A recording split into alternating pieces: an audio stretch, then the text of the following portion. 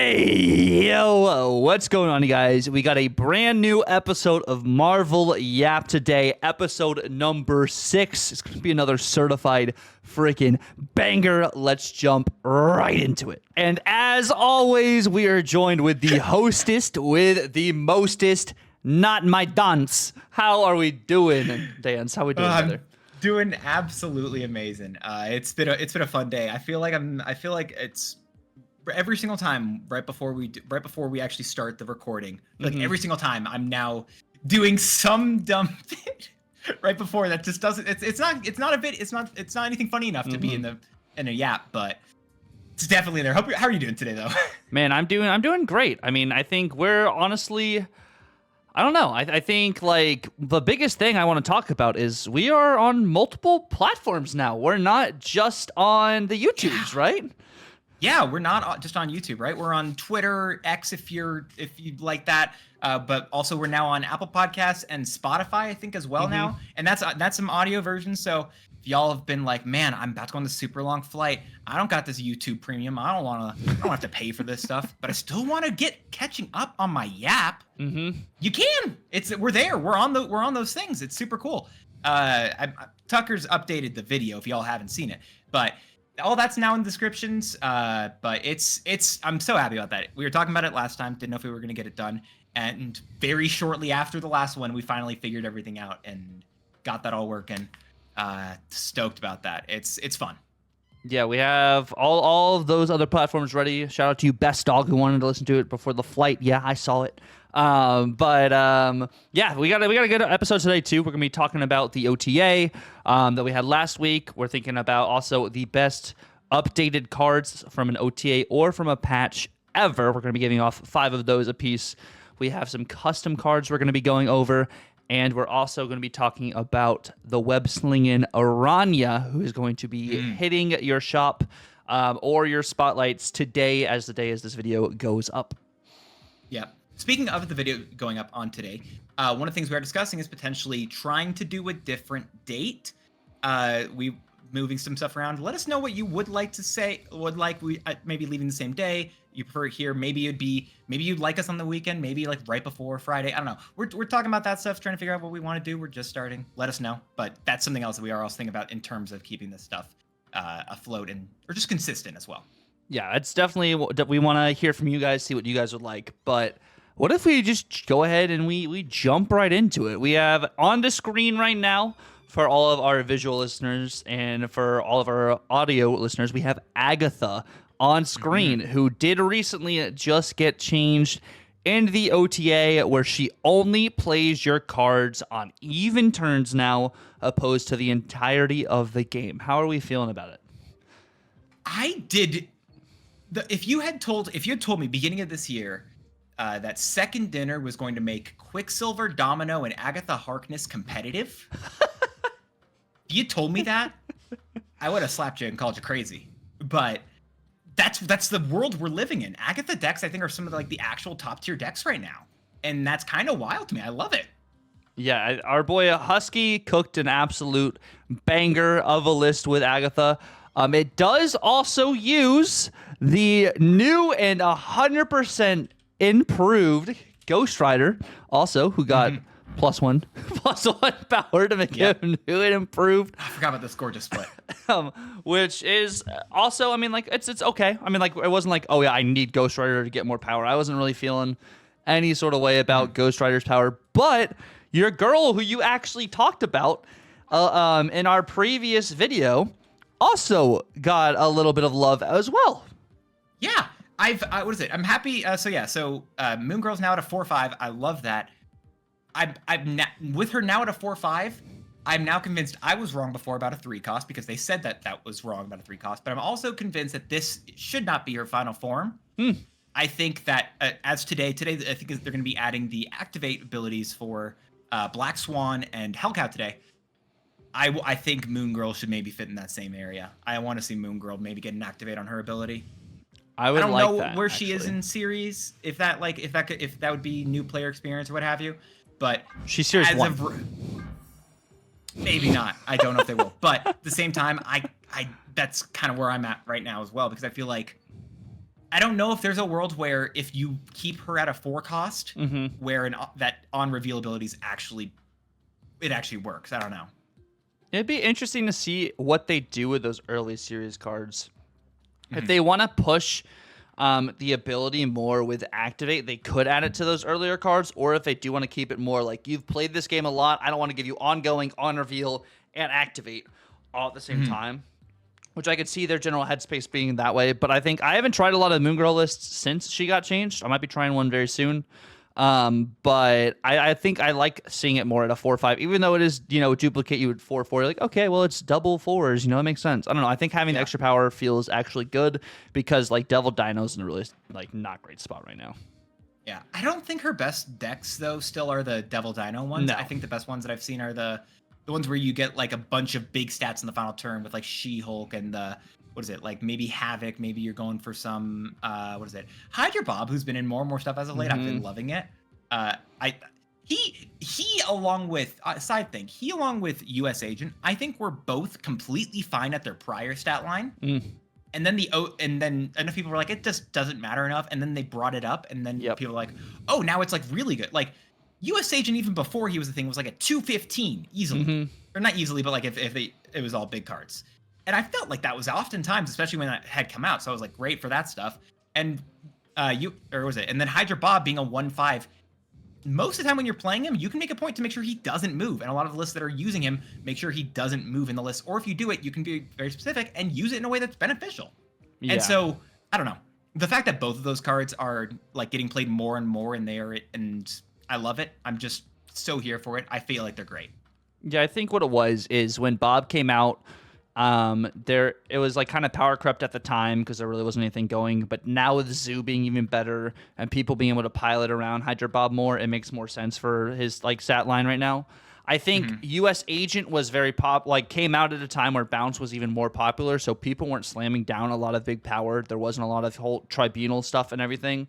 I feel like that was the time with Hela, actually, though. I feel like that was Hela's big time, and that's why I liked it even more.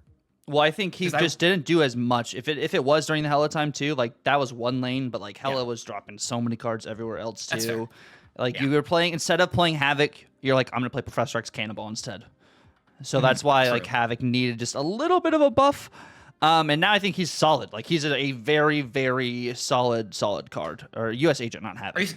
I was gonna say Havoc. Yeah, that's a take. not Havoc. US Agent. I love Havoc. Havoc's not a good card. No. But I mean, what is it? Thankfully, though, even if we were dealing with that, let's imagine that whole Professor X Cannonball area. It doesn't matter thanks to the star, I think, of the OTA. I feel sometimes we have cards that are like, this is the card everyone's going to be playing with this OTA. This is the best thing. But War Machine went from keeping the same stat line, which I was surprised by, but then just going to an ongoing ability instead of on reveal. That's insane to me. I did not expect that. Because these OTA were like leaked again, as per a lot of the ones, but these were, when I saw this stuff, I was like, this feels like insane. I just didn't expect that to be a thing, and I feel like a lot of people are dealing with missing out on War Machine and hurting on that front. Yeah, I don't think it's the worst, honestly, but it's still very good. Yeah, no, we looked at the stats too. Like War Machine right now is like a 52% win rate, which is good. I mean, it's above 50%, but it's nothing crazy. Like people are doing Legion scamming and everything too. Like they're just trying to do that stuff. But I think I like more about War Machine is opening the door to be able to play Ebony Maw later, playing Infinite later, just being able to play in the lanes. And I think it makes a lot of sense with Madam Web. You're able to move stuff around. You're able to play stuff everywhere. I like that whole just option you have going for with like both those cards. And then I think like War Machine is going to be back in spotlights in October with Misery and Nomura. And that makes that week even better than it was before. Like at first you're like, okay, Misery looks really fun. Nomura looks pretty good. And now you're like, oh, and it's got War Machine. To me, it has become more of a must-buy week now opposed to just a good week. I think Nomura is similar to how US Agent was in the last week. Nomura is another card that's just so good, but so many people slept on her. And I think when we see her get cycled in again, we're going to see so many people reusing it. Yes. And that's going to be a big wave of that stuff. But I think, again, with War Machine, though, like, it's a good card that like became so much better now, and it gives you so much more benefit. Like, thank God we can finally use a good Cerebro 7 deck, and I know that's what everyone's been wanting. But Cerebro 7 can finally pop off now that War Machine and Ebony Maw can both be. It's insane. You can even throw Onslaught onto Cerebro's lane to get even better stats, right? Thank God. I know we were all struggling there and really missing that. Tucker was crying actually earlier before she Definitely was not. to out you. Nope. About like how happy he was to be able to be a C7 main. Nope. Definitely was not. Dance is putting words in my mouth. He is lying to you guys. If you guys can't see it on screen, but he is trying to shove words into my mouth right now. That's your microphone you're eating. Please stop it. So we had War Machine was another one of the great changes. We also had a kind of feels good change in a way with Arrow being a 5'10" now from 5'9". You use her now in your Big Dumb Idiots instead of the other card that actually did get readjusted, which does have an impact on the Big Dumb Idiots list, and that's going to be Mockingbird going from a 6'10" to a 6'9". Yeah. I feel like, so I think I've talked about this, or maybe it was like last week where you said you wanted to hit Mockingbird, and I said I wanted the 7'11" more than the 6'9". And it's because of that Big Dumb Idiots list. And the fact that she was removed from the 10 power slot makes me feel like that was such a good list for her. Most likely, like stats wise, that they removed that was why she went down to a 9 power card instead of a 10 and still 10 plus. I don't like that, but it makes sense to me. And it's like, yeah, it tracks. Doesn't mean I like it, but yeah, it's a fair change, and it's good. The Arrow one is okay.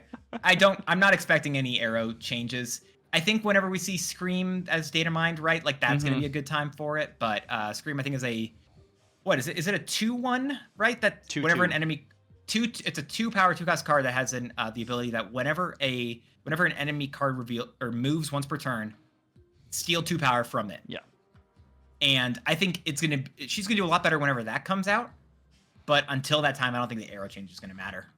No, I've seen people make like Arrow in the Big Dumb Idiots list now. I think that's like what Zombies was messing around with. But I do agree, some more move disrupt stuff, which is in 2 weeks now, is going to be, or I guess, 2 weeks, because the new season's in 2 weeks. We only have a week and a half, or no, I guess technically we have Tuesday to Tuesday, which is 1 week, then the other Tuesday. So it's like 3 weeks-ish, whatever, left of the season. But I don't know. I think there's going to be a lot of stuff that happens. I'm hoping there's also more stuff in the patch tomorrow besides just Activate. Maybe they add some new features or something. But yeah, who knows? And I think that was the main changes we've had. I'd say you missed a fairly heavy one with Sandman. Oh, that is true. Sandman did get readjusted. Of course, it slipped my mind because I just couldn't actually. And as you know, the only things in Marvel Snap that can increase cost, all of them very similar. Say it with me: Bad Dreams, Ice, and Sand. So makes sense that all of those work together here and increase. I don't know why. Like, it's so weird to me, right? You have the Icebox, Iceman, Dream Dimension, and Sandman, and maybe Wave doesn't. Yeah, no, it's like that's it. And I don't know. I find that a little weird. I guess the Sandbar. Maybe that's the logic. Sandbar is Sandman. Dream or Icebox is Iceman. So Dream Dimension is Baron Mordo. Oh yes. Okay. Wow, that's freaking. Of course. That's Gigabrain, bro. You pulling it out of there.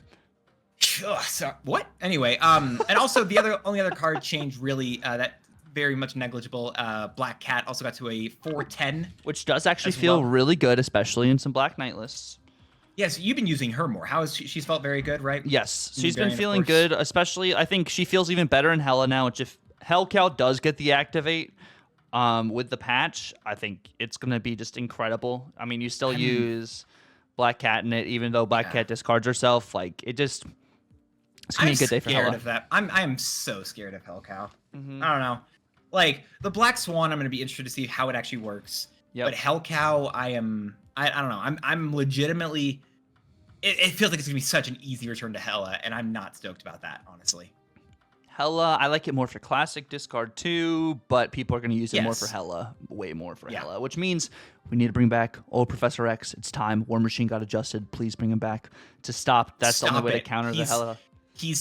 Again, this is me putting words in his mouth. He doesn't actually believe that. Neither do I. Actually, I just wanted to make a joke there. I don't. I don't want old Prof back. I don't want old Hela back. If you're doing this change to Hellcow, you need to make Hela -3 power added to cards posted -2. Like, I could see them pushing both of those this patch. Yeah. I don't know. So one of the things I will say as this patch is coming out today, maybe it's already out by the time you're listening to this, but patches are not typically reserved for balance updates. They're doing it very specifically for these for Activate, because apparently they do not have the capabilities to input those via any OTAs. But via patches, typically they do that for like big changes that they have to do some like visual effects, sound effects for. They can't just do as is. Yes. So that is the logic behind those, in case that's a question y'all are going to be dealing with. But yeah, wanted to specify that, because I feel like that's the thing I hear every single time whenever the new patches come to, like, what's going to get changed? Oh, who's going to get and then nothing gets changed really, and then they're like, what the freak? By them, I just mean every single gamer who has any gamer blood running through them just getting upset. Don't expect it. Second Dinner uses the OTAs to balance, and then they use patches typically to implement features that they couldn't do in OTAs. Yeah, that's true. Now we want to take a look at them like statistically, see how the impact of the OTA was before we jump into our next section.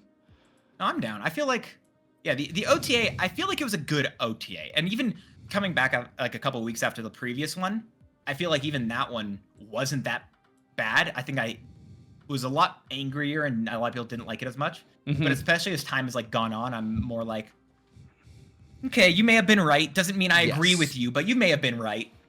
Yes, and we were all over the Loki Arishims thing, where it's like, it's still super annoying, but if you look at the stats behind it too, like, it's not really all too bad.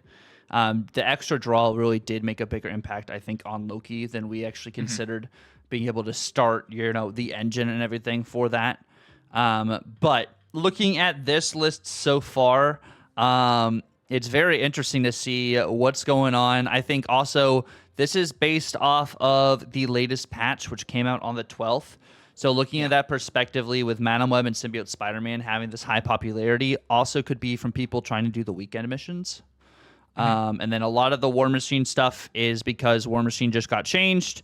And you see even the stats with Legion and stuff too. Like, it's 52% plus 0.15 cube. Yeah, I feel like I feel like I know I before this, but y'all didn't hear it. But before this, I asked if we could maybe use just the patch at first. But I do feel like this is to talk about like immediately following the OTA. Everyone was really stoked about the War Machine Legion stuff with like Storm and whatever, and that was what we're going to see a lot of. Actually, I had fun with it because I ran I did a negative Super Scroll list, and it's like that felt so just being able to leave the Super Scroll on the board, and then they War Machine, and I'm like, you fool. And then they played Legion, and then snapped on me. Yep. Well, I have Super Scroll on the board. I'm like, oh, you don't know what I'm doing. I'm good here as well. I'm good. Yep. We're chilling. Literally ran it as like anti-tech for the meta, and I had a blast with that stuff. So like, I don't know. I feel like War Machine is completely fine, honestly. Maybe stats can get hit a bit, but in general, I think the whole Legion stuff in general is going to be more than fine. I just think that it's a different style of the meta right now. Yeah, it's definitely a different style, but it doesn't feel like it is like, oh man, I'm getting hit by War Machine Legion every single game. It feels like people are trying out more new things, which I like. I mean, what's really interesting is like Nico is ahead of Shang-Chi in usage right now. Like, I think that is kind of crazy. Shang-Chi is not a top 5 used card the past 4 days. Or 5 days now. And then Ebony Maul is getting a lot of usage because of War Machine. Infinite because of that. Jeff because of the Storm stuff. Nebula, some Tempo, Eliath, Kate Bishop, Storm. Like, it's just interesting to see how it's all having an impact. Also, like, looking at some of this stuff too, Agatha probably has the best win rate that she has ever had now, which is crazy. Yeah. I'm so stunned by the fact that Agatha is actually like a good card. I don't know. Again, I said it earlier. No one expected that. I didn't expect that. That's insane to me. Yep. Agatha's good. Mockingbird still has 54% win rate. even after the changes. Silver Sable is actually way lower than I thought Sable would be. I wonder if people are just using, because they didn't get Hydra Bob. In the Husky Hello list we were talking about as well, people have been using either Silver Sable, Nebula, or maybe like a Spider-Ham for a Disrupt instead to try and get some of that power. So that could be a reason why maybe that 2 power does make a difference with Hydra Bob opposed to Sable kind of things. I will say, my own personal opinion, if you're using Spider-Ham, I do not think Spider-Ham is the tech in that list, because enough people running Agatha means that you're just helping them. I saw people doing that and I'm like, you are, I question gamers. I question people at times. But what is it? But if you change the thing to looking at the last 7 days, how much, because again, this is just like the immediate impact via the OTA, but even with that slight change and just going for the last week, I feel like the meta is extremely diverse and gives you a lot of options of what to do here. Yeah, Shang-Chi's a top 3 card if you do it that way. Madam Web's still number 2 because people just got Madam Web. And a lot of people are playing Move because a lot of Move cards are just, people have them. But if you look at the win rates with the Move cards, the win rates are not great. It's almost like they need another card. It's almost like one more card maybe that you could just like use whenever you need to, maybe once per game, activating. I don't know. That'd be really great for some. Is that a card you wanna talk about real quick, Dance? We can talk about a card like that. I'm gonna go off on a limb here and talk about Arana, one of the star people from the Madam Web movie, which I saw in theaters, and I can personally endorse, and so can Tucker because we both saw it. I saw it on Valentine's Day. Did I see mine on Valentine's? Wait, did I see it on Valentine's Day? Well, I may have. Actually, I may have. That's weird. I did actually. What the hell? Anyway, sorry. You talk about Arana. I know you're really stoked about her. So Arana is really cool because I think when it comes to an activate card, you want an activate card you can use early on in the game, or if it is a little bit later in the game, that's not super expensive. And Arana now is a 1/1. Was a 2/1 when she first got Dynamine. But at a 1/1, she just feels way better. I think people are going to be using her, of course, in Move. I like her being used in Destroy, adding this to like a Deadpool, adding this potentially to a Nimrod kind of thing, or even just adding it to a card to be able to move into other locations. Maybe you're adding this to a Nocturne, so you get a free move on Nocturne, and it's a 3/6 Nocturne, floating around. 2/5 Jeff. Like, I think like this just move mechanic where you can activate it whenever you would like to. Of course, it has to be on board the turn before in order to be able to activate. You can't activate the same turn. But I think this revealed. Yes, it has to be revealed. Yes. Yes, it has to be revealed. Also, just some advice for you guys. When you are going to activate a card, it is better to click on the card and click activate after clicking on it. I think more than holding down. There's been so many different instances where I've been holding to click and it doesn't go through. So I would suggest tapping the card and then clicking activate to guarantee it is going to activate. Yeah, I've undone my entire turn just to make sure. Like, I think I do it and I can't, and I'm not certain. So I'm like, I just undo everything just to do that. But yeah, and also her ability, in case that isn't clear, is she whenever she is activated, she gives the next card you play +2 power and then moves it to the right. So I'm assuming it's going to be the +2 power first and then moving to the right, similar to how Aunt May's works. But like, this is going to be a lot of fun. I'm stoked about this card. I feel like there's going to be a lot of really interesting places to put this. Right? I think I've talked to you a little bit about this, but like, what are you stoked to see Arana in? What do you really want to play with her? So of course I really want to play her in Destroy, like I was saying. I want to play her in Phoenix Force too.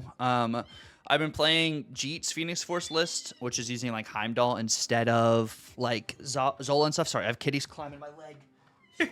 Yeah, y'all didn't know. Tuck's currently taking care of some kittens right now. They're very loud. They're very excited to be. They're the first guests that we've actually had on the Yap. So I'm so sorry if anyone else would like to be on here. Who is our first guest on Yap? I forgot to ask.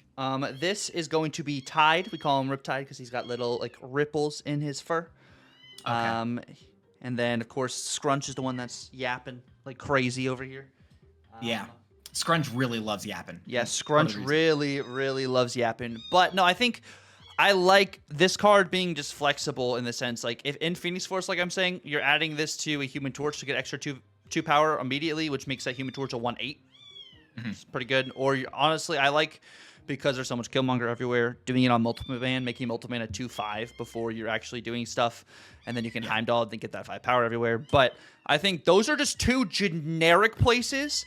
I'm also thinking Shuri Kitty, because Shuri Kitty is something we always mess around with. Just some sort of thing to be able to because like I think the way it works, if it works just like Symbiote Spider-Man works, is the Shuri interaction would go off before you activate. So like you play the card onto the Shuri lane, you get that double power, and then you would get the +2 and move it to another location. Yeah, I'm assuming again based off of the logic of that, you should be able to, before you even play a single card, activate Arana. But also one of the nice things is that you can just kind of leave her on the board as long as you want to. But it's also scary because now I think we have the most easily destroyable activatable card. Yes. Right, because this is Elektra, Killmonger, Lady Deathstrike. I mean, just a bunch of different locations in general that are like that could easily mess with this card. And so, if the card gets destroyed before like it would be activated in the order. The activate will just be skipped entirely. So y'all, we're gonna have to be dealing with that a little bit more here, which is again they're kind of easing us into activate as an ability. Yes. But I'm stoked about. It's gonna be really fun to see how it's gonna work. I'd really like the number place where I really want to mess with this is taking the slot inside of a destroy list in general. I feel like it's gonna be a lot of fun. Freeing up a lane so you can maybe Zola stuff if you need to, or just helping out your Deadpool early on. Like there's so many little things I think with Arana that's going to be really great here, and I think that it's going to be absolutely. I think she's going to be very great of a card. Yeah, and I think like going based off what you were saying too, like using her in destroy or other things too. You remember how great Forge was as a 1 cost that they had to reverse into a 2 cost. You can't do it same turn kind of thing with Forge like you did with Forge, but you're getting that 2 power earlier than like having to kind of wait to do it, and I think that's really what's going to make this card solid. It's been my favorite card of the month. I believe when we were talking about cards of the month, I was like, this is what I think is going to be the best card of the month, which I'm ready to eat my words if this card is just not good. I can't imagine a world where you're wrong about it, though, honestly. Like, I feel like this is... Like, here's the thing. Symbiote Spider-Man's a lot of fun, but I don't think he's a good card, honestly. Like, his stats are pretty low. Madam Web is fun. Maybe she might be better than Arana. I'll be willing to maybe say take that front. Silver Sable's fine, but... I also don't think she's crazy. I think there is very easily going to be a world where both Silver Sable and Arana potentially get knocked down to a 1-0. You think Sable is at a point? Well, if you look at Sable's stats right now, just off that, it was bad, but I think we were talking about it with the Agatha list, so like that can kind of go a couple different ways. I would argue that, but a little there as well. But I think in general, I feel like she offers a lot of value for very limited downside. I don't know, and especially in bounceless Sable's really good. But I will say with Arana, if you bounce Arana, you like take her back into your hand and then play her again, you cannot activate her twice. Like once you activate a card, that's it. No more activating the card for the rest of the game. So in case, as I feel like that's gonna be a question that people are gonna be asking, can't. Yep, you can't do that. And Symbiote Spider-Man does not reset it like you would for other cards. You could still only activate it 1 time. Yeah, so you can still... Because I remember we were talking about this when Symbiote Spider-Man first came out. Yep. Symbiote Spider-Man will basically resets the card, whatever it is. Yes. But each card can only be activated once, and Symbiote Spider-Man is already activated when you use him, so it wouldn't work with the other stuff. Right. So, I don't know. Arana's... Yeah, I would agree, I would definitely argue that Arana is going to be very, very solid. But while Tucker tries to find his... They're slicing my legs up right now. Yeah, Tucker, are you wearing shorts? Yeah, I'm wearing shorts. I need to start wearing pants in here because... I was about to say, not to completely get off track before we go to the next subject, you definitely need to start wearing pants, I think. Yeah, wearing pants, not just overall, but in here, in this, in this room when it comes to it. But let's go ahead. We're going to transition to the next topic over here where we're going to talk about our favorite OTA/patch changes ever. Dance, do you want to go ahead and kick it off?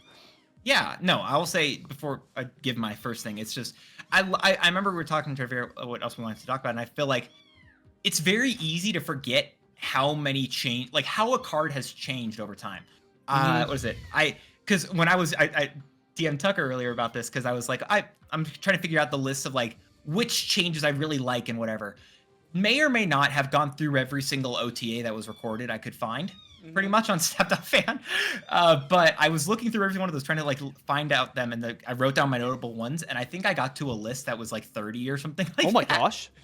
I think that's what I think I sent you the list as well. Oh, that's what you sent me. Okay, yeah, that was a lot. Like a list of like 30 different changes that I'm like, these are all really impactful and they all matter a whole lot. And they've when I'm talking about my favorite, at least for myself, I don't know if it's going to be the same for you, but I'm like, what I think it's going to be like the most impactful change, whether it be like the largest change, whether it be the change that was like most interesting or whatever. Like these are just where it ranks. Like when they did this change, I'm like, this is amazing. I love it. And just something as simple like that. And I think it's really cool. I like where but it's at that. I will say with my very first one, I'm immediately going to divert from what I wrote in my list originally because I see a card. Maybe we'll talk about honorable mentions before we talk about tops. But the number one I'm going to go with is leader. Leader. Okay. So old school stuff, right? This is if y'all were playing Snap and it just over like a year and a half ago, like Christmas time 2022, leader was everywhere. Your opponent just played leader and he copied. What he originally did is he was a 6/3 card that copied all cards your opponent played this turn, but on your side of the board. Yeah, it was. He was insane. He dominated the meta. He was everywhere, and there was really there was no counterplay for him. They tried to fix him a little bit, and I have this one in here as written part of the notes, even though I don't think this is where they really did great. Where they went from a copy all cards your opponent played to the location right of here. They did that, and it brought him to 6/7. Didn't really hit until April of 2023, where they where they made it as what we currently know, but they made him a 6/2 instead. They recently buffed him to a 6/3 in the last couple months. But they made it so copy the enemy cards with the highest power played this turn, but on your side. And I think that I feel like this is just one of the simpler changes where it was just like. I feel like we were in a place where we weren't getting monthly OTAs. We weren't, or like bi-weekly OTAs. We weren't getting any of that stuff. And especially with this change, it just felt like it was such a breath of fresh air, I think, for the meta. And I really enjoyed that. I even enjoyed trying to do the location to the right of here. It didn't work, but weird. I still had a lot of fun with it. I remember trying to do some stuff where you put goblins in the left lane just to try to fill that lane and then force them to in the right lanes where you do. In the end, it didn't work, but still, it was a really cool ability and it was fun to actually mess with, and it really was one of the first things that I was like, this is actually like they're fixing cards as it comes up. And it felt so good. I loved that change. I don't know, but what's your number 5 if you had to go through them? If I'm ranking them in a specific order, I think Atuma's change probably is my number 5 change. Yeah, Atuma's great.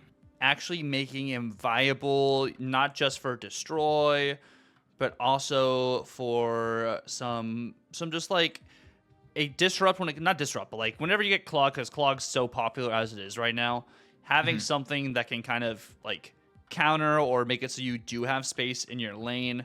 I really enjoyed that aspect of this card. And I think having the 10 power also enables it for some more big dumb idiots things.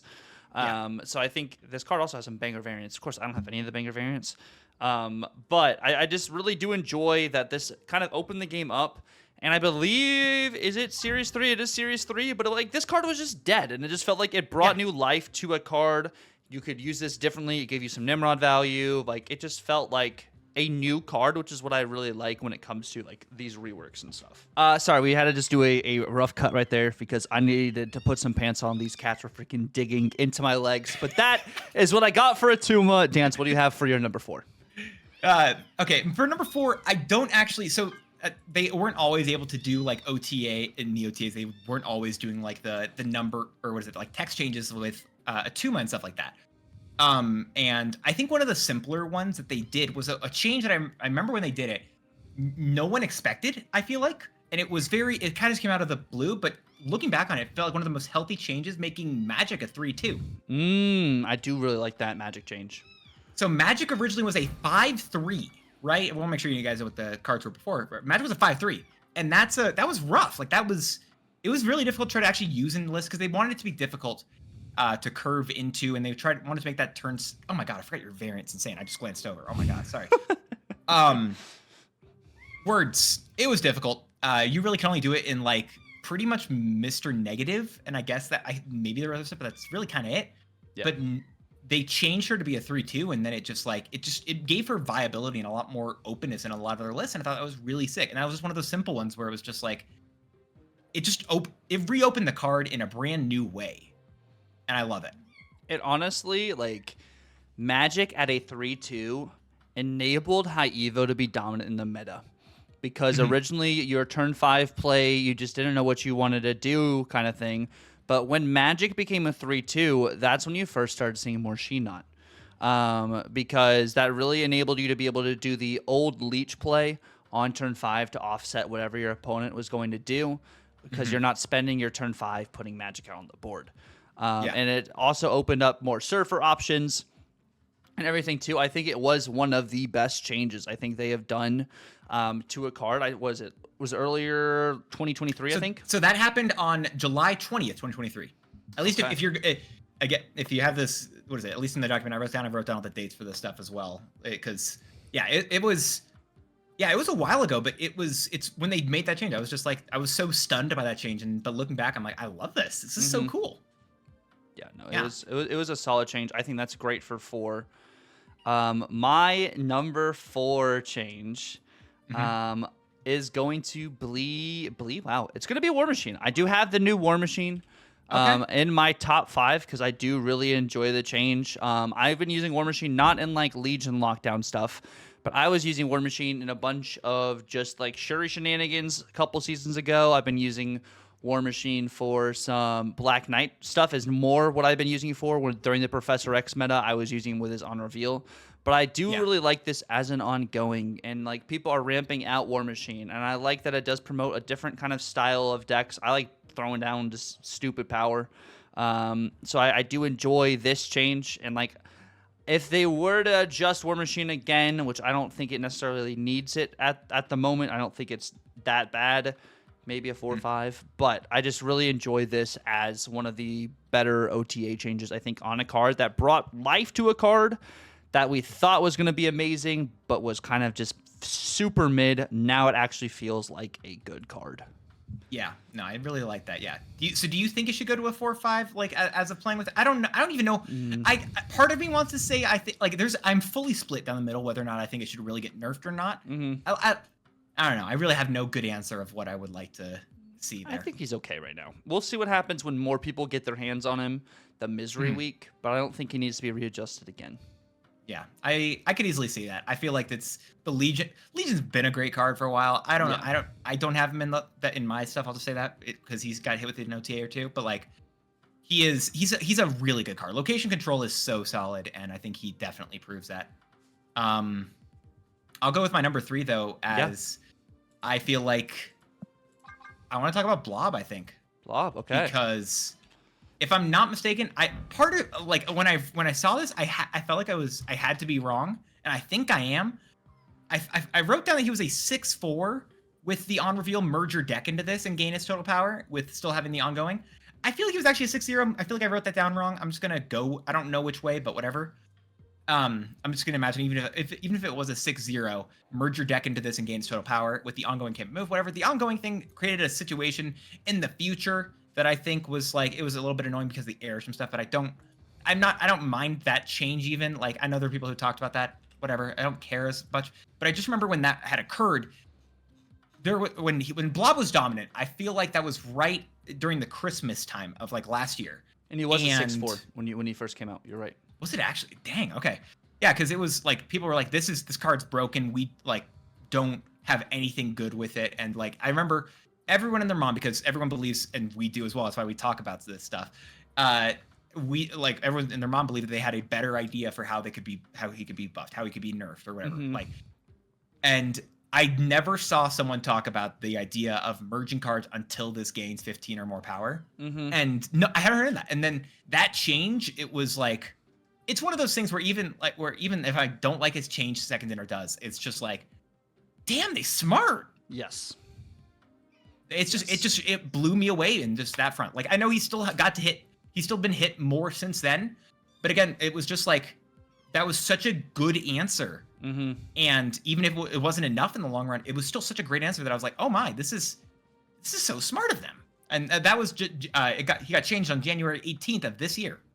And that's only, and like the thing is too, they were thinking of it just with Thanos. Could you imagine if he didn't have the same text and it was with Erishim, like how much bigger he would be too? And like then you absorb him in. I mean, you don't absorb him in, then you just Taskmaster. Like that's what you tech into the list. That would have been insane. No, I think it was a great change, and I think 15 was good. It still had the RNG aspects to it. 13 also is good. I feel like he's still getting more than 13 power. Yeah, I More feel often like than not.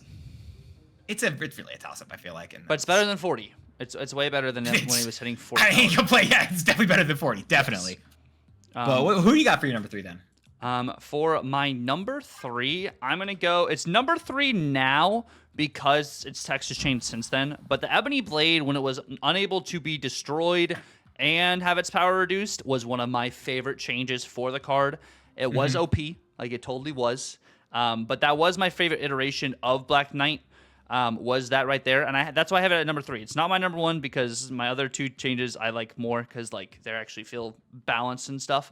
But this I absolutely love Black Knight. If you guys didn't know, and I think this gave this card value because at first you could destroy it and you could Shadow King it. Shadow like King, it just yeah. being able like it's a myth, like I think it's like a mythological blade. Not being able to get destroyed, like it just makes sense. Like it makes sense. But I liked it when it was more OP because that's when Black Knight was feeling good. But they got a freaking side grade or a nerf because of Hela, because people were playing it more in Hela than they were playing it in other stuff. No, I mean, it used to even right. I remember. I don't know why I don't understand the lore enough, but it was just called the Black Blade Blazes, is what they said for like the flavored text. I wrote that down as well. I don't know. It was a fun thing, but yeah, that happened December 5th of last year. So that was a fun little change. I remember though when it got changed. I remember in general feeling like the community was like, "This is kind of just screwed, like nothing to do." But I remember very distinctly playing against an opponent who had an Infinite they discarded, and I saw them get the Ebony Blade, and I realized that I could potentially they had one of 2 lanes they could play it in, and I could play Enchantress and Shadow King and just win the lane no matter what, either lane. So I took the gamble in 50-50 when everyone's like, this card's broken, nothing you can do. And I got him right, hit the Enchantress on the Ebony Blade, and then Shadow King'd it back down to 0. Oh, it's such a feels good moment. If y'all ever, if I've only ever uploaded a singular TikTok, I'll shill this. If you ever want to see it, that is my one TikTok I've ever uploaded. And that was just so much serotonin, happy juice in my brain. I love it. While Tucker is fully blurred out during this bit. Trying to reset my focus. Tucker's gonna reset his focus, but I'll talk about my number 2, which I don't know if he's gonna have on the list. I didn't like the card, and I was very happy to see the change come to it. America Chavez going from a 6/9, which starts on the bottom of your deck and draws on turn 6, to it was originally going to I believe a 2/2. Where it said on reveal, the top card of your deck gets +2 power. I believe is how it was. I actually didn't write that bit down. Yep. That happened at this actually same OTA as the Ebony Blade one. Or patch or whatever. But like that was such a good change because I remember in general, America just was like, I didn't enjoy it because what it always felt like is you basically set up your whole combo before then, and then people use it as a way to be deck thinning and be like, oh hey, if I didn't get my combo in time, oh well, I'll just get the stat stick at the end instead. And it just made it so no matter what deck you were doing, it was technically strictly optimal to play with 11 cards in America Chavez. And it was design constraining and whatever, and it was, I don't know. I remember I think I've definitely talked with you about it a good chunk, because I know you were in the other camp where you really loved it. Yeah. But I remember I was not a fan of it at all, and I didn't like it, and I was very happy to see any sort of change get done to it. I think they also hit Forge in this patch in a different way, but then eventually America went back down to the 1/2 she currently is. But in general, I just like the fact that they did change that in general, because I feel like she was too much personally. I don't know. What do you want to say about that? I think looking at it now, the power she had before, being I believe a Series 1 card, was too OP for people trying to learn the game mechanically and stuff. Looking at how much value it added being the last card, like I loved it because it was the last card, and if I didn't draw my combo before turn 6, I know I'm just gonna lose the game. But I think Snap didn't want it to be too competitive. Like I think that's like the still like headspace they're at right now currently. Yeah. So I understand it. I do miss it a lot. But I get why they did the change, and I think for longevity of the game, it was a good change, because now you just play Angel and Destroy, and you're gonna have better draws. That's wild? I don't know if you. What's your number 2? Do you have Angel in your list? I didn't put Angel in here. I didn't put Angel. Maybe we'll talk about honorable mentions in a second. After My number 2 is going to be Meek. This one is one of the ones that I considered, but I figured you'd talk about this guy. So when Meek first came out, he had an okay ability. You discard a card, he moves to a random location, which is cool. You know, discard doesn't have any movement cards. But being able to now actually move to whatever location you would like to is so much better for discard itself, because discard's always felt like a really good, like feels good kind of deck, but has always been on the back burner, especially classic discard. It's never really felt like a deck that is super competitive because it's so combo dependent, and still it doesn't always get as vertical as some of these other decks. So having a card that you can actually move into other lanes feels just really solid. And this card will be getting a new friend with Scorn in a couple weeks, which I'm very excited for that. But this change just felt really good. Being able to move the card yourself, it didn't affect its power at all. I think it went from a 1-1 to a 1-0, which I'm totally cool with losing power. I think it did it later as well. Yeah.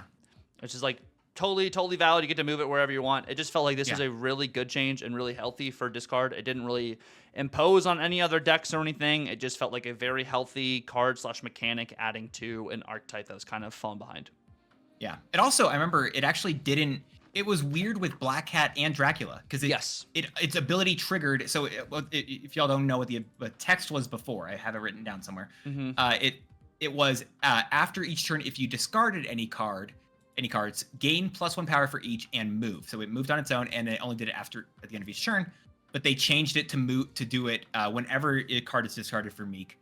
And because like the Dracula not working felt so unintuitive, I felt like even I saw so many content creators recommending Dracula, and then it didn't work, and they were like, "I'm sorry, what?" Yep. And I felt that exact same way. So that was a great one that happened March 12th of this year, 2024. But that was a really good change. I remember that one a lot. Do you have any honorable mentions you want to talk about in this, just in general, before we maybe say our number ones? I didn't have any honorable mentions per se. I will say if you're gonna take a second, then I will just say, I think one of my favorite changes that they did was what is it? It didn't make the list, but Galactus. So it maybe sounds wild that I'm going to say Galactus here, but again, as an honorable mention, he went from a 6/2 on reveal. If this is your only card here, destroy other locations. He didn't require any sort of like strength thing or anything like that. He was just, if this is it, if he's the only card here, you do it. That one, and it was insane. Thankfully, they changed it. I'm not going to go through all the details there. Also, Spider-Man, right? Remember Spider-Man? That was atrocious, and he's so much better now as well. Like there's so many of those cards that are just with an asterisk. Not as toxic, yes. A good card.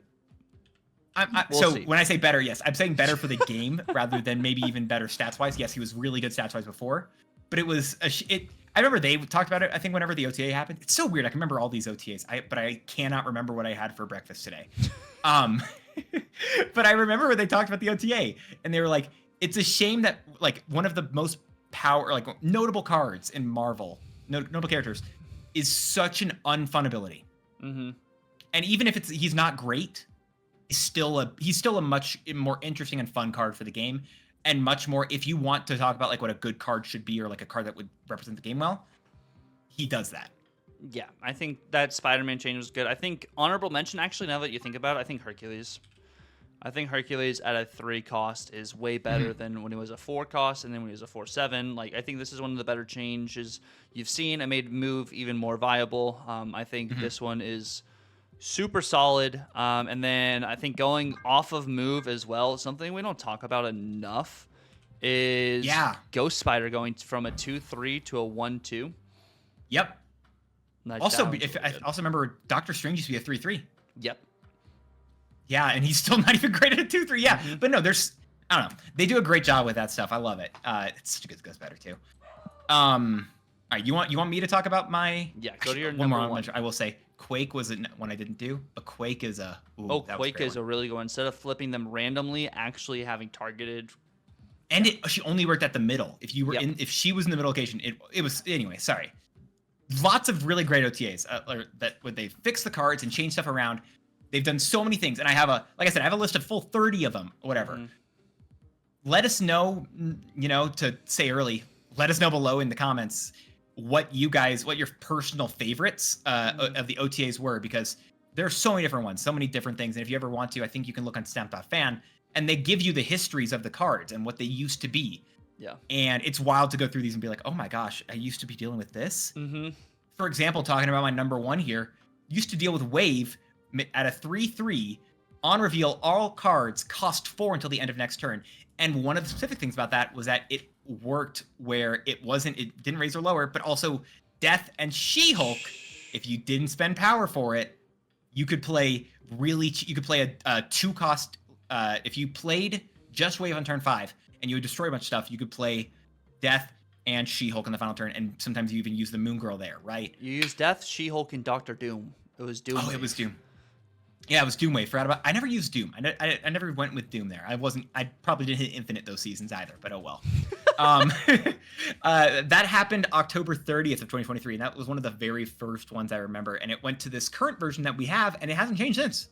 It was such a good change. And it's because of Mobius, too. Mobius was the final nail in the coffin with Wave because people were just doing Mobius into Wave, which I was, too, with the Jean Grey. Oh my god, I forgot about that. I haven't even remembered that when I wrote this down. Yep. Oh, that was so bad. Because they had first changed it for the She-Hulk Doom Death interaction, and then that kind of went by, and then it was the whole Mobius thing. The whole Mobius thing was the bigger impact on why it's the way it is now, is because of that, because it was really overbearing, even like with Hope Summers, Mobius and stuff. Like, no, Hope wasn't out. It was Miss Marvel season with Mobius. No, was Miss Marvel already out by then? Really? Yeah, because I remember I was playing it with Miss Marvel. Mobius had already been out for a minute, and then this just became very impactful in the meta because like Alioth was dominant and stuff too, so they made that change. But that's a solid number one though. Yeah, that's I didn't even remember all the stuff. I'm glad you called that out. Yeah. Well, what's your number? What is your number one though? My number one is going to be Blade. Just classic Blade. This is a good call. Okay. Classic Blade. So like originally Blade discarded an absolutely random card from your hand, and you're like, wait, what? Why is this? And like Swordmaster was already doing the same thing. But this really opened up when I talk about classic discard and just discard overall because it's my favorite archetype. Yeah. This really enabled some like Black Knight to be good. It enabled Hela to be better because you had all the targeted discard. It works well with classic discard. It helped with Strong Guy discard too. Like it just really, oh my god, that's another great OTA that I forgot about. That was such a good change where they made it so we could only anyway, we're already going. This is a longer yap. I can already tell. But no, Blade was such a good call as well. I feel like he is the thing that changed discard, because I think discard for a long period of time was just like you accepted. You're rolling a dice. You didn't know what you were going to be discarding. You were just like, I'm going to hope for the best here, and we'll see what happens. But we got Blade being a more reliable discard option, and that I feel like that really opened the doors in general and just changed the whole gameplay of that. It literally it made discard viable. Because like being able to target anything is always really solid. Like if we go back to just cards that target things, they're like ongoing, like or Lady Sif always targets the highest cost card. Ongoing Zabu targeted 4 cost. Ravonna targets 0 or less like powered cards. Like any targeted card can make an immediate impact, and this felt like a 1-cost card that really can change the game for discard, kind of like Nico. Nico changes the game for, all the decks she's in because of the different functionality and the utility. And like that's what it is. It's a utility card. It's not just a tech card. It's just like it really opened the door for that sense and for 1-drops in the future, because I think this happened before Nico or the same month that Nico came out, just to elevate that. Blade happened September 5th. It happened the month before. The month before Nico. Okay. I think Nico came out during Spooky Month, October. Yes, October, because it was Elsa, and then it was Nico, Man-Thing, Black Knight, and Werewolf by Night. Werewolf by Night? Yeah. I was gonna. The only other thing I'll say with this is as well, I think this change was also really good because of America. That happened, I think. What is it? Did that happen before or after this? It happened actually after. But America.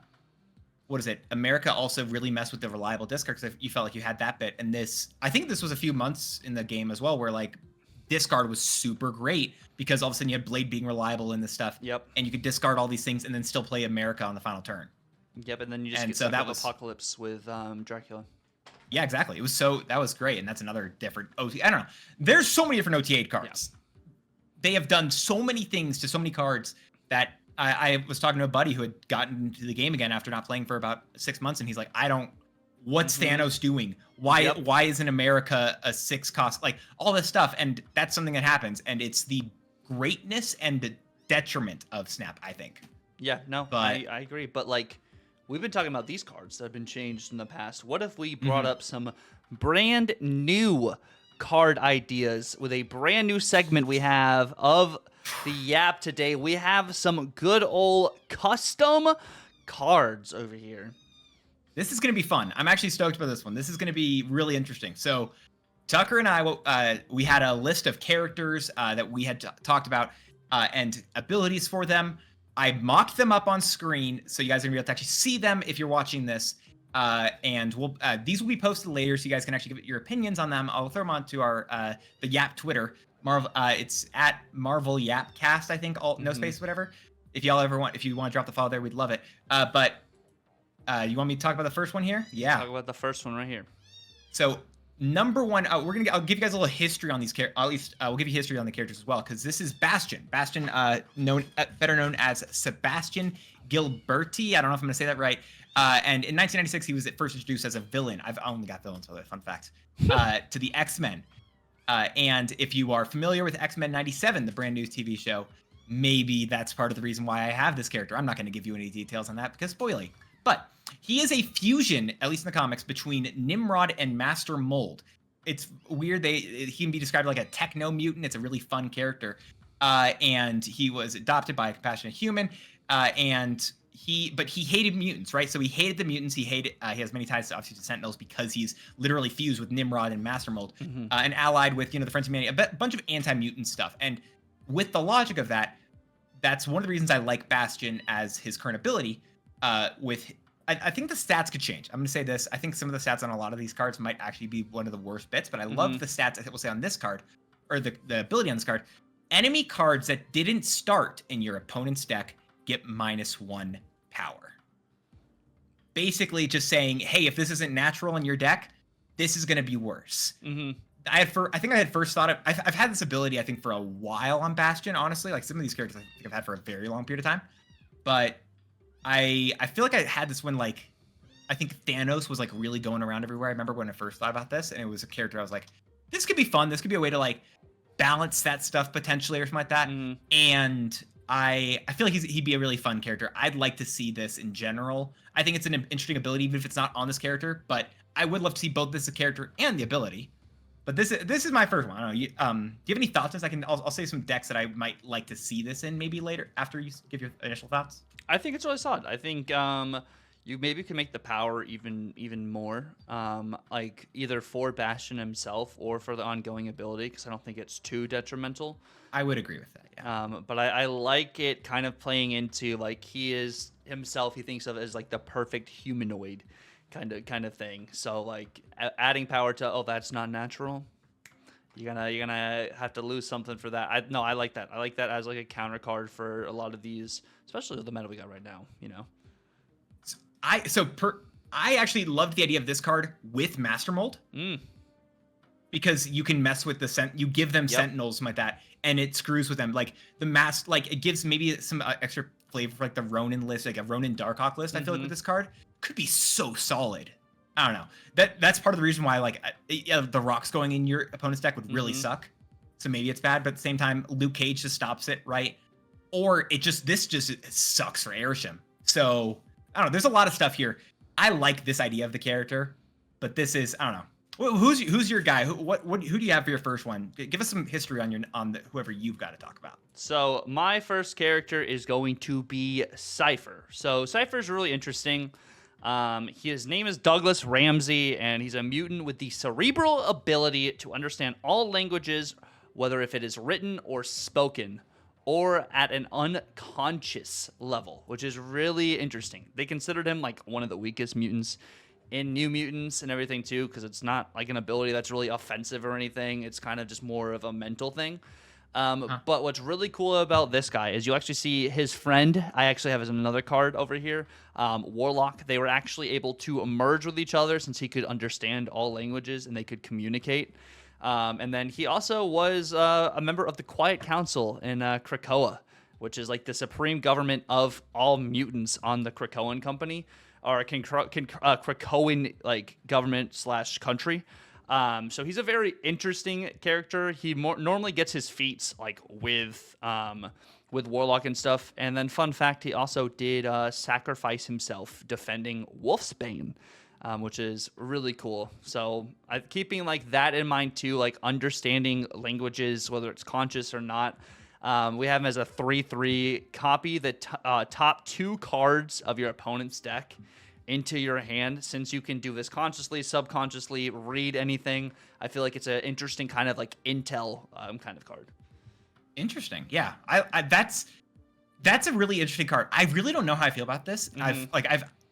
I've looked at this ability so many times, and I really have flipped between this sucks as an ability or it's really good actually, and I really don't know where I stand with it. I feel like it's very interesting, gives you a lot of opportunity because it doesn't take away the cards right from your opponent's deck. It just simply copies them, and again, I like that as well because it feels very different compared to what we might have in terms of other cards where Cable just takes the top card. Yep. He definitely feels like he fills a different role, but he also gives you more cards and I don't know, he does a lot of stuff there. So I honestly have no idea what he would be like, if he would be really good or really bad. But in general, I do like the idea of this card. I feel like when I remember I was trying to like do some stuff with like generating these characters, I remember I almost thought this was like I remember I was like, oh, before I had like realized what you had written down, you had talked about the characters first. I was looking at images, and I was like, this feels like the first thing I said was like the anti like Howard the Duck, where you tap him and he would show you the top card. Yeah. But I like this option better because it does that, but then gives you the use with them. Yeah. Yeah, I like this card. It's a fun one. We're on the X-Men track too for the most part for some of these. Yeah. What decks do you really? I feel like it's obvious, but just to state it, right? Where would you want to see this guy? In case it isn't obvious, right? He's also a 3/3. I feel like I'm saying that again just for the audio listeners, but like, what would you want to see him at? I would do it like in a collector kind of deck. I think you could get some utility, also just some Noki, so like it would, or just like Loki kind of stuff, something with Quinjet, or even classic Devil Dinosaur kind of thing, or you're just really just trying to, I don't know, it could be just a meme card, honestly. But I was thinking collector is the main hub, I would say, or even like discard if you want more cards to discard kind of thing. But no, I don't really had a specific kind of list for him just yet. It's something you'd have to deck build for sure. Crazy. That's fun. What is it? I will say if we're going to talk about like characters who I really enjoy in Marvel just in general, I'll say the one that we're talking about is one of my personal favorites. Owen Reese, Molecule Man. Now, if y'all don't know who this character is like, he's, by the way, he's from Colorado. Hey, yo, great state, my personal opinion. But he he was working on an atom bomb, got himself like gifted with the ability to literally control the molecular structure of anything. Kind of insane. A villain to the Fantastic Four, back in all the way 1963, one of the oldest characters actually in Marvel. But they did more with him in the future, which I really love. They added the story where he was created by basically like the like overall gods, like the Beyonders in Marvel, to be a bomb that destroyed the multiverse. And if you've ever read the Secret Wars comics, which I don't read a lot of comics, but I actually love those, that run. And I think he's one of my favorite picks from it. And one of the reasons why like I really want to talk about him. And so his ability, he is a 6-cost 5-power card that when this is destroyed, regenerate it at a random location and destroy the highest power enemy card. I love the idea of this. I don't know if it is going to be technically broken or not. I feel like there's going to be a lot of really fun stuff here, but it felt so interesting, so impactful, and it also like it felt like a different way to use a way that like destroys your opponent's cards. Maybe similar to Gambit, but I think it's also kind of different. I don't even know if it's good at this stat line. This is a stat line I was like, I could easily see this changing. But what do you see here? What do you think of this? I think it's a good card. I think you could ramp this out into like a Zola kind of thing, maybe. I know is it going to be able to do it multiple times a game or just one time? I would say it doesn't have a once per game thing, so I would say yes, multiple times per game. If it can be done multiple times a game, this card could get crazy. And Hey, I'm willing to say totally here bad for things. it. I don't. This is a concept. We're talking about concepts here. I don't care if the card is broken because we're not designing anything technically. But no, I actually talked about him when I was like looking up deck designs or like what I would want to do with him. I did. I was saying negative. I actually felt like one of the lists I really would like to do with him. Okay. In addition, I was also thinking like the big, that big bads list that's going around. I feel like he'd be great in like a Galactus style list, honestly. Like he would be. I think those would be some really interesting places potentially. Again, sorry if this card ever gets added and it's busted. I don't know, but like I love the idea of this character. I feel like it's such a difficult ability to use, but so impactful if you can. Yeah. And I feel like that also speaks very efficiently to the character themselves, and I think that's super sick. Yeah, no, I really like it. And then I think you said something, he might be in the Fantastic Four movie, hopefully. I'm hoping, right? Their MCU's trying to ramp into Secret Wars for one. For two, he's a villain of the Fantastic. I wrote that down myself because I have no proof that I actually didn't mention it because of that. But I want him if in my dream world, like he's actually I didn't write this down, but he's actually his character is responsible for incursions, which is a very big thing that's been happening in the MCU. Yeah. So if again, I see lines there. I don't know if it's ever going to be. I don't know if it's a thing, but if it is a thing, I would love it if Molecule Man got introduced into the MCU, maybe due to the Fantastic Four or some other way. But like Secret Wars, I already said, Fantastic Four, he's a villain of. Incursions, he is the cause of. We have things that reaching out to the Molecule Man right now in the MCU, and I feel like this is why. No, I like the idea. I like the concept. I think this is a great design card. Which brings me to my card, which might not be as interestingly designed. It's interesting. But I like the concept you had. We have Darwin on screen at the moment. Armando Munoz, also known as Darwin, is a mutant with the remarkable ability to adapt. You may have seen him in X-Men First Class, where he just gets absolutely obliterated. That's garbage. Yeah, which was garbage because that doesn't really actually pertain to how he actually does.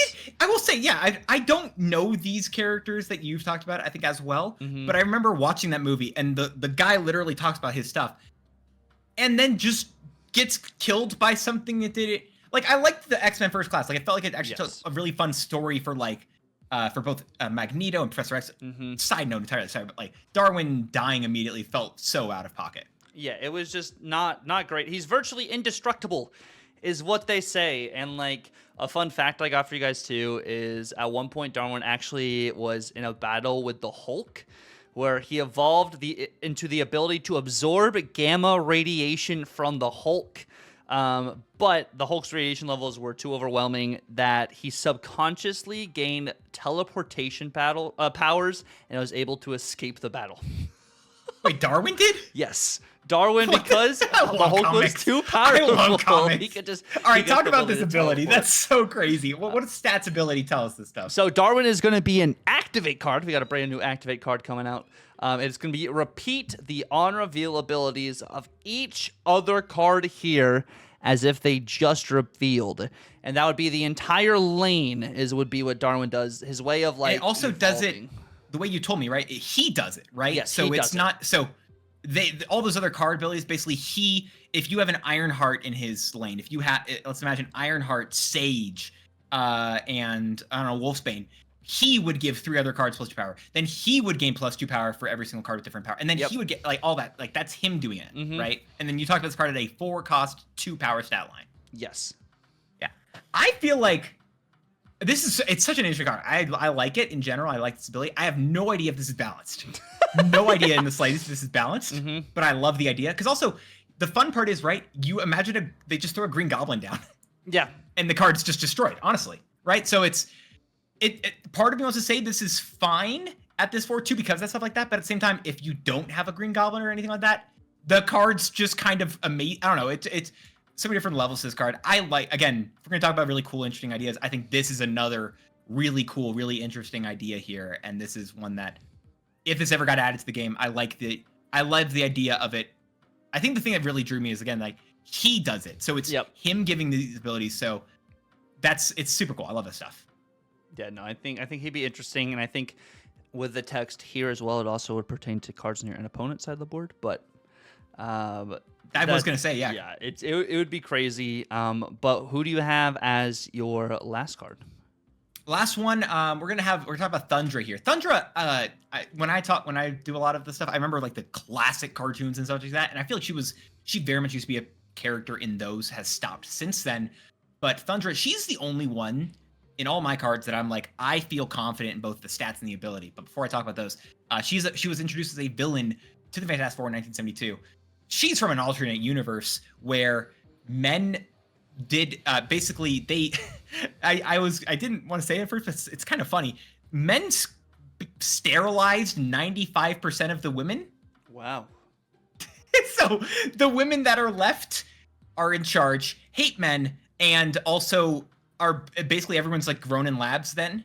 So she is genetically grown in a lab because of that.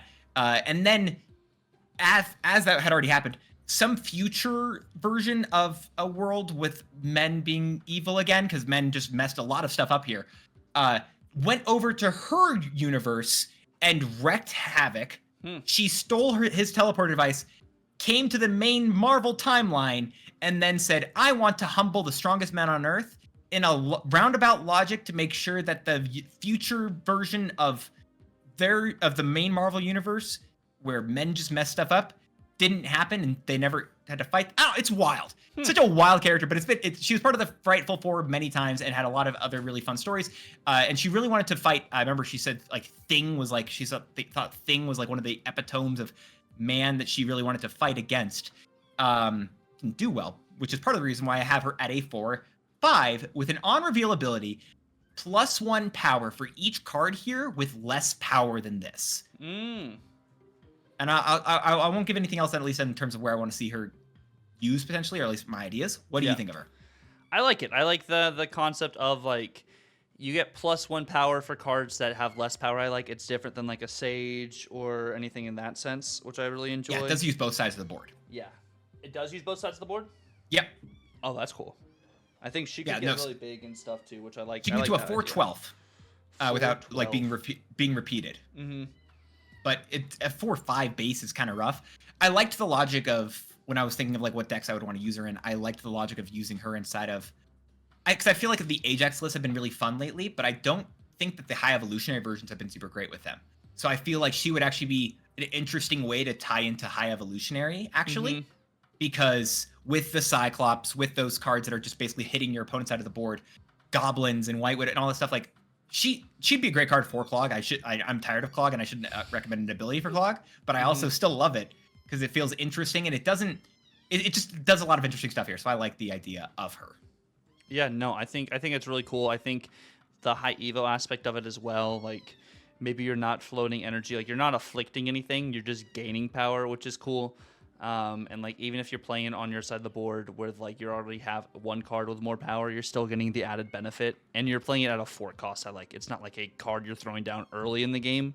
It's something you can build up to or do it for like a final play, maybe with Zabu, kind of thing. There you go.